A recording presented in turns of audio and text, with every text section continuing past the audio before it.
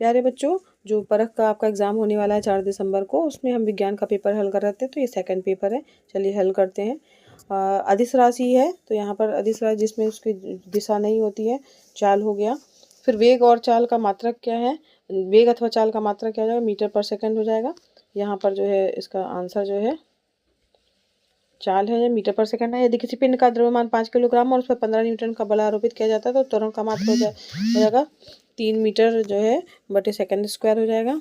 इसके बाद एक मनुष्य का पृथ्वी पर भार 60 न्यूटन है, तो चंद्रमा पर भार जो है वो 1/6 गुना हो जाएगा, यानी कि 10 न्यूटन हो जाएगा।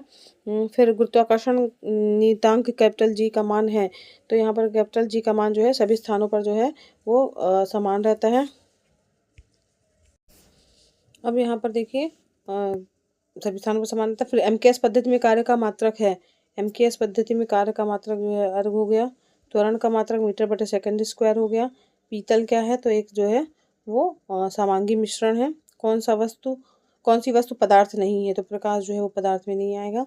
27 डिग्री सेल्सियस का केल्विन मापन में ताप जो है वो 300 केल्विन हो जाएगा।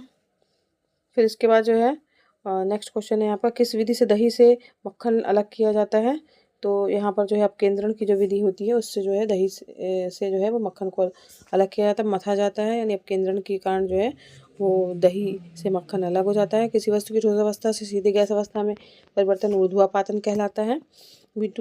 A2B5 में ए की संयोजकता कितनी है, ए की संयोजकता जो है वो 5 हो जाएगी। अब इसके बाद जो है परमाणु का समस्त द्रव्यमान निहित होता है, तो परमाणु का समस्त द्रव्यमान समस्त द्रव्यमान प्रोटॉन में निहित होता है। अक्रिय गैसों के अणु होते हैं, अक्रिय अगर गैस है, अक्रिय गैसें हैं तो उसके जो अणु होंगे, अक्रिय गैसों के अणु जो होते हैं वो एक परमाणु होते हैं। विकल्प सही होगा। कोशिका की खोज किसने की थी, तो रॉबर्ट हुक ने की थी। कोशिकाओं के विभिन्न जैविक कार्यों के लिए ऊर्जा का उत्पादन कहाँ होता है, माइटोकॉन्ड्रिया में होता है।